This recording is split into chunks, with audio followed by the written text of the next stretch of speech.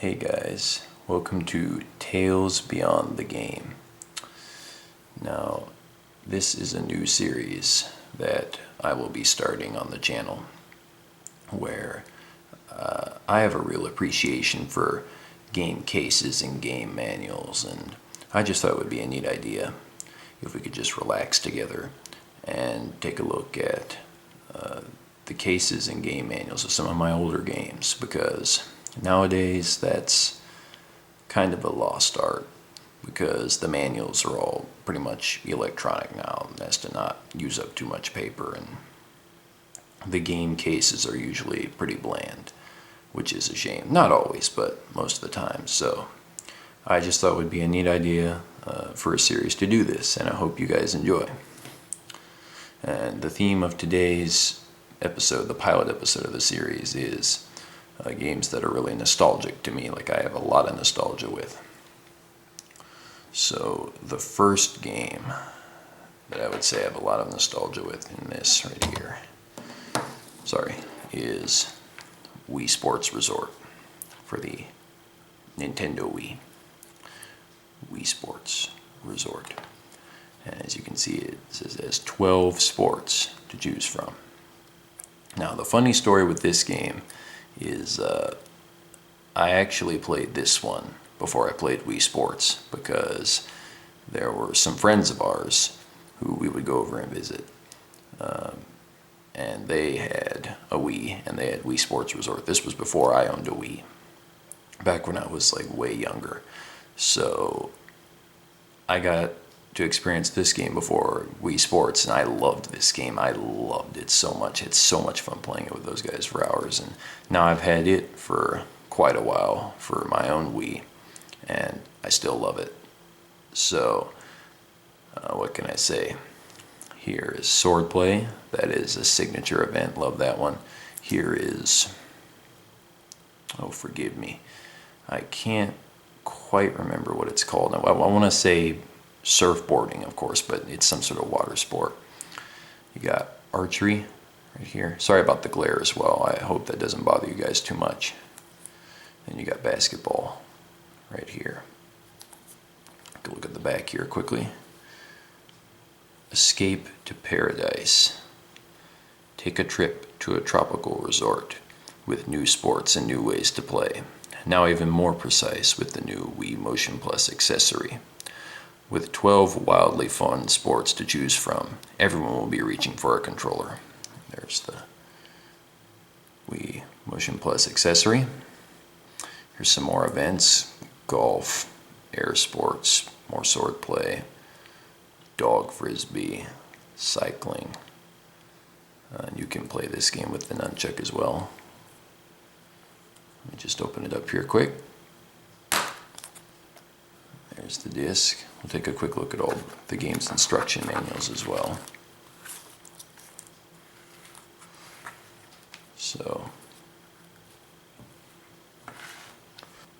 So here we have Wii Sports Resort. As you can see, there's some symbols for some events on the back. Escape to Paradise. Welcome to Woohoo Island. On this resort island, you can play 12 fun sports and activities. Head out off the coast to catch some air in wakeboarding, or power cruising, or stay on shore and challenge a rival to a swordplay duel. With so many sports to choose from, there's always something fun to do with your friends and family. You can also use the Mii characters you've created on the Mii channel, which is really fun, really cool. So let's take a quick look through here. Starts out with the controls and starting the game. That's all novice stuff. Playing the game. Here are some settings. Here are some events. You got swordplay, which is one of my favorites. Then you got wakeboarding right here. That's what it's called, wakeboarding. Pardon me for not getting that earlier. And then you got archery, which was really well implemented, I thought, using the motion controls. You got frisbee, basketball. Almost all these events are really, really fun. You got power cruising. You got cycling, golf, table tennis, which was also really well done. You got bowling. That's probably my favorite right there, bowling. Everyone loves bowling. But bowling is love, bowling is life, you know what I mean? In Wii Sports and Wii Sports Resort. And you got canoeing. I didn't play canoeing very much. I heard it was fun, but I didn't play a lot of air sports either, so I can't tell you a whole lot about that. But yeah. And then it's just in another language over there, which is cool for any foreigners who play the game. So yeah, that is Wii Sports Resort. Really, really cool. Loved it. Had loads of fun with it. Had to pick it up when I got my own Wii. That's the first game that I have a lot of nostalgia with because I played it quite a bit when I was younger. The next game would be the first game that I got on my own Wii. Mario and Sonic at the Olympic Games. Now, if you've watched my Gabe's Geeky Relaxation videos, then you know my history with this series. Now, my history is deeper with the DS version, but I don't play that version anymore. I have it, but I just don't play it because this version is superior, in my humble opinion, the home console version, the Wii version. So, I have a lot of history with this version as well, though, because this was, as I just said, the first game I ever bought when I got my own Wii. This was the first game I went and bought. I was planning to buy Smash Bros. Brawl since I'm such a huge Smash person and I wanted to get into the series when I got a Wii. But I couldn't find one for a decent price. Coincidentally, the day after I bought this, I did get Brawl for a decent price because there was a new listing on eBay, but at the time, this was the best deal I could find on a game I thought I would have lots of fun with because I love the DS version. Take a look at the back here. Mario and Sonic compete for the gold. Mario and Sonic face off for the first time in the world's greatest sports competition, the Olympic Games.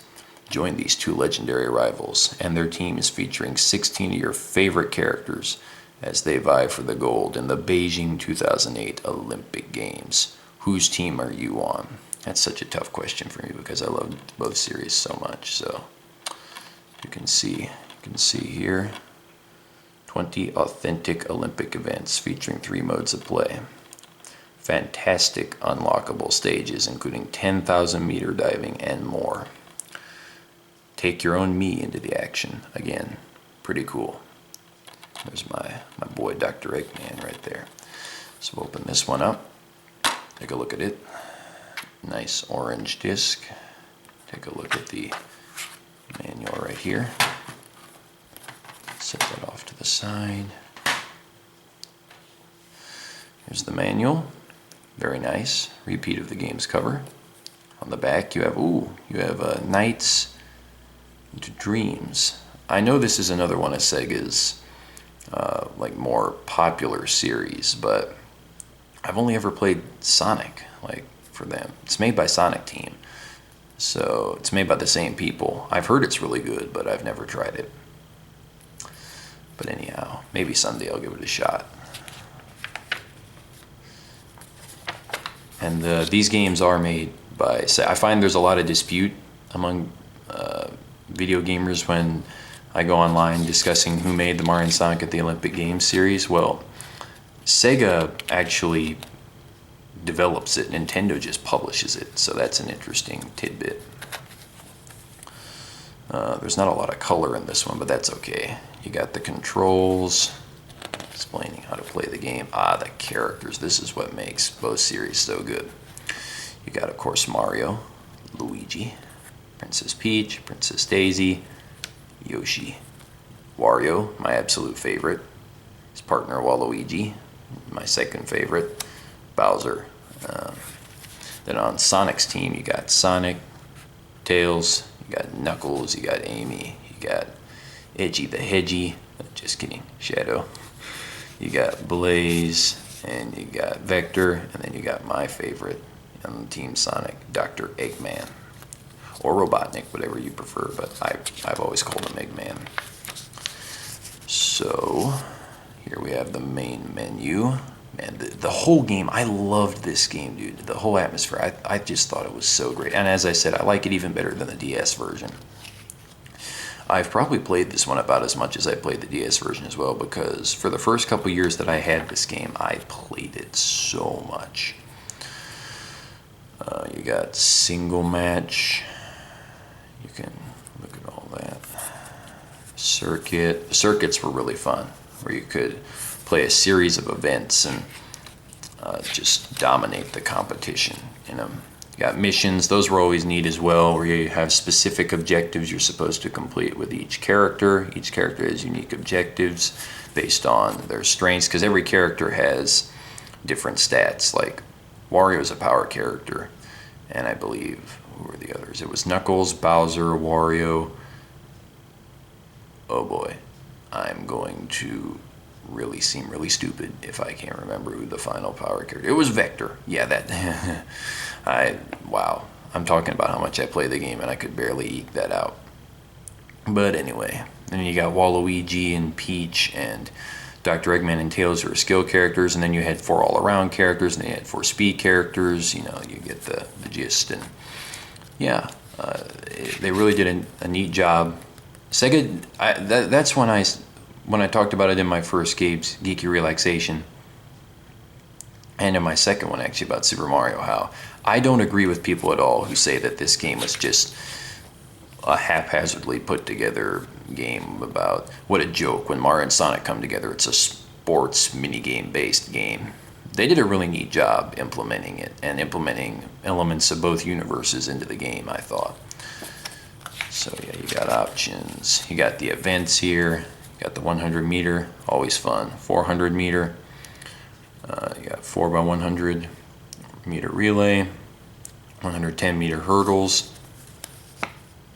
and I believe, yeah, there were events in each edition of this game, some of which were not available in the other version, such as in the DS version there was a dream canoeing, and in this version there isn't, and in the DS version there was boxing as well. That was the main event that I wish had been in this game, boxing. That wasn't, because I loved that on the DS. But got 100 meter freestyle there, 100 meter freestyle, loved that event. That event was always really fun.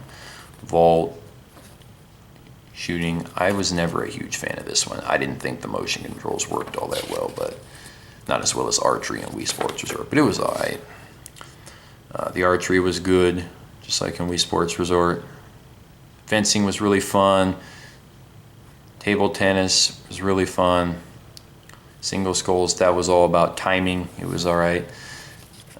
Just a really, really fun game. It gave me many, many hours of enjoyment. Just tons and tons of fun. And the DS version was responsible for me being introduced to both these characters and their respective universes, which I really thank it for. I thought this was a great game. Got 2 more games, guys. Alright, so the third game I have here, this will be the final Wii game for the video, and some of you will cringe when you see this. If you are any fans of Mario Party, you know what a bad reputation Mario Party 9 has. Now, allow me to defend myself. I played this game for just hours and hours and hours. My siblings and I would go to Target, where this was years and years ago, of course, when the Wii was, just after this game came out, when the Wii was still really hype, as they would say, and we would play Mario Party 9 for hours. It was so fun. And then I had to get it, of course, when I got my own Wii. This was another one of the first games I got. Now, it is not the best Mario Party by any stretch of the imagination. I will 100% agree with that. But I thought that the party mode wasn't absolutely horrible. It wasn't unplayable. And the minigames were really, really good. The minigames are really fun. We would just play the minigame modes here at home. So, yeah. Ride together and compete to defeat the boss. Very controversial addition to the series, the cart. Personally, I didn't like it all that much in terms of like the actual gameplay features. in terms of the actual gameplay features that it brought, because it required you all to work together instead of working against each other, even though you were still competing against each other. Just didn't fit the series all that well, in my opinion. But that's just me, although I know it isn't just me in this case, because there were many, many people who, as I said, did not like this game for that reason right there. But I was able to overlook it, still had some fun times in the party mode. Let's take a look here. And after, like it says, defeat the boss, you would go through halfway, like through the level, and you would face a mini boss, and then you would get to the end of the level and you would face the big boss of the level. So I thought the boss fights were really fun, and there's a boss like gauntlet mode that if you get through story mode you unlock, and you can fight all the bosses in order, which I thought was really neat. It was really, really fun to go through. I had a really good time with this game, unlike a lot of other people.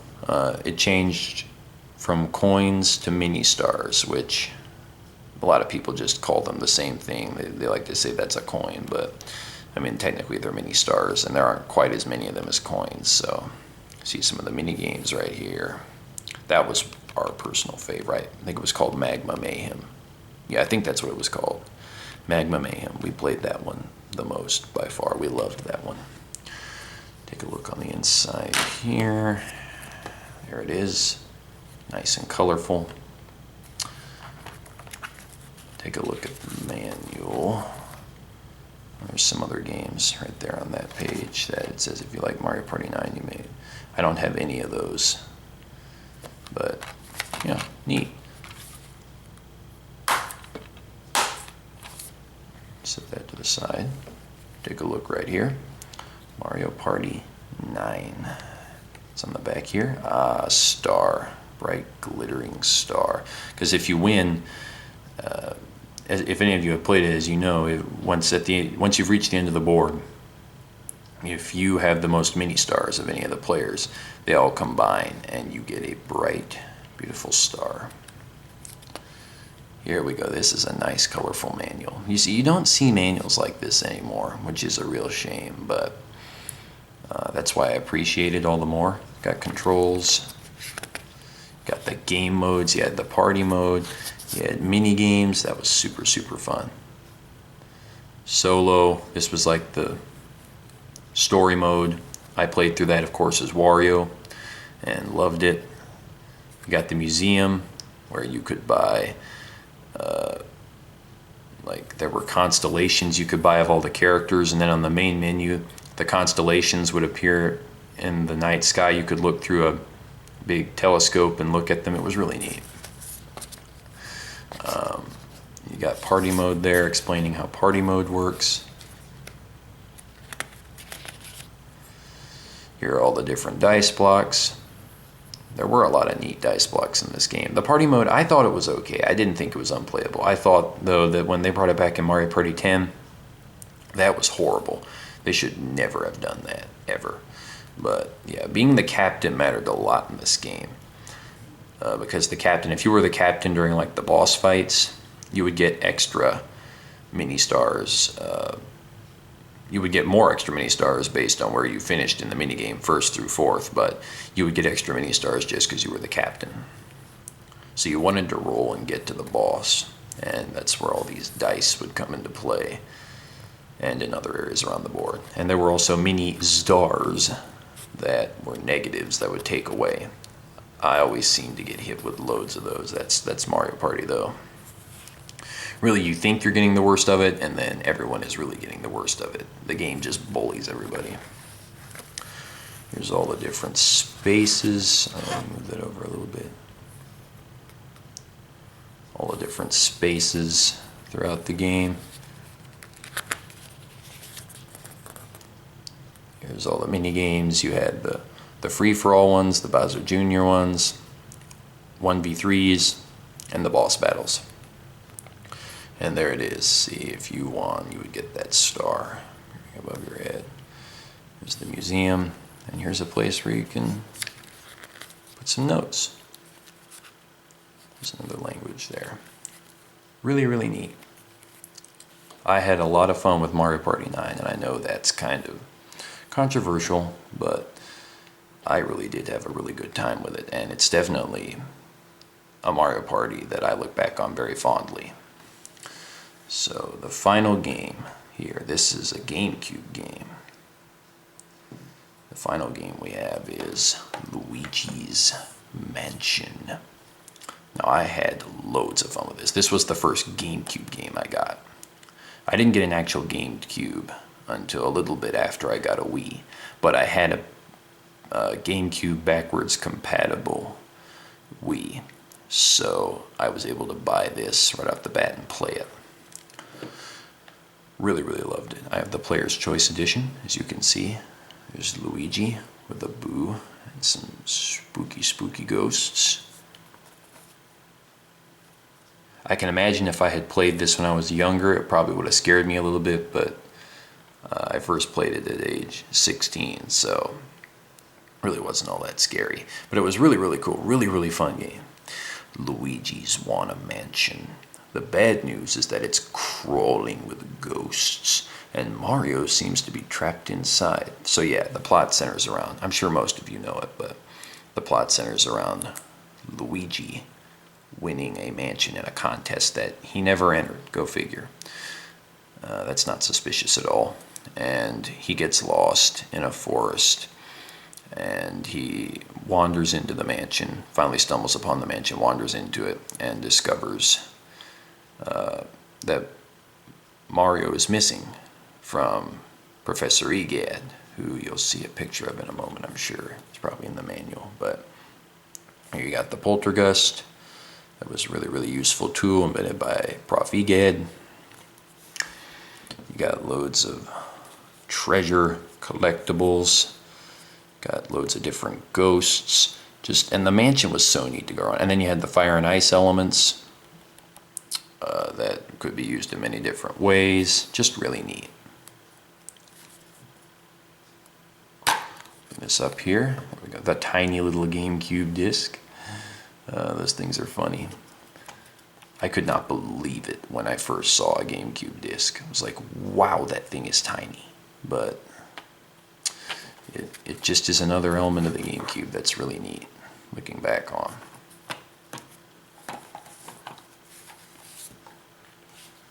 Alright, final instruction manual here, guys. Luigi's Mansion. Back here, customer service at www.nintendo.com with Mario. Woohoo! Sorry, I couldn't resist getting a little Mario in there. Here you have the contents. You've got, and the grand prize is, which is probably the backstory. Using the controller, controlling Luigi. There's Prof. Egad, starting the game, playing the game. There's all the different elements of the game. And using the Game Boy Horror, which is a very big help to you in the game. It's like an in-game map. So yeah, this is the backstory. You can read that all there for yourself. I don't think I'll read all of it. If you want to, you can read it. There's Luigi, Professor Egad, ghosts galore, and Mario, who you need to rescue because he's been trapped inside a painting.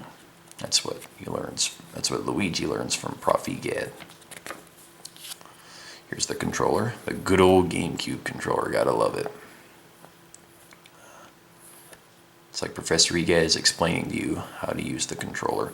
Took a little bit of time for me to get used to it because I'd only used a GameCube controller like once before in my life. I played Legend of Zelda Wind Waker years and years ago on my uncle's GameCube. So I had used it before, but it had been years. Like by the time I got this game, probably like a decade. So I had forgotten how to use the controller completely, and it took some time to get used to it. But it's a really neat controller. Here's controlling Luigi. You can walk or run. You can change the position of the flashlight and the vacuum. All very important stuff. Opening doors. Which door does the key fit into? That's where the Game Boy Horror comes in real handy because it shows you all the doors and you can determine that. Examining things. Did that loads to find hidden treasure and things of that nature. And then you got vacuuming up ghosts. Really, really neat stuff. Sucking them down. Vacuum the ghosts as if you were fishing. Not entirely sure what that means, but you can read that in there. Find out for yourself. And then you finish the vacuuming, finish sucking them up. You'll take them into EGAD, and he'll trap them. So what are the elements? This is what I was talking about earlier. You got fire, water, and ice, and they all act differently. And you can suck them up into the poltergust and then spit them out, and you need them to complete certain objectives in the game. And it's really neat. Nintendo did a great job doing something different with this and setting Luigi apart from Mario, giving him a great backstory, giving him his own sort of characteristics that I really like. So there you got more information, how to expel the elements. I haven't played this game in probably about 3 years, which is too bad because it's a really great game and I could play through it again. It's really short, so I could if I wanted to. But I have so many other games that I'm playing that it's just like difficult sometimes to go back to older ones. Here's a section where you can ask Professor Egad about various aspects of the game. There's the iconic title screen with the moving logo. Spooky, spooky. Not really though. And then you have playing the game. You have all this information right here. Defeat bosses. I won't spoil the story completely in case anybody out there hasn't played it. But yeah, here's about using the Game Boy Horror. You can use it to find booze. You can use it to see what's in your inventory, what you've collected. You can use it as search mode in certain areas that can help you find useful things. You can use it to see a map. As I said earlier, that's really helpful. And then once you've given the ghost to EGAD, he traps them in paintings and you can view them in the gallery, which is neat. It's really, really neat. There's the staff credits. You see here. I was just looking for Shigeru Miyamoto in here. Oh, there he is, right there. Duh. Look right there. There he is. Shigeru Miyamoto. The great Shigeru Miyamoto. So that's another great game that I have a lot of nostalgia with. So thank you all so much for watching the video. I really hope you liked it. I really hope you liked the concept of this series. I'll be doing more of these in the future where I just go through, the cases and manuals of my games, tales from beyond the actual game, from the outside of the game, because it's just neat to look back on. And this episode in particular, I was hit very hard by nostalgia for my love of these games, and I like doing it. So I hope you guys enjoyed. Thank you all so much for watching. I hope you have a blessed day. This is Gabe the Goeki Geek, signing out. See you guys.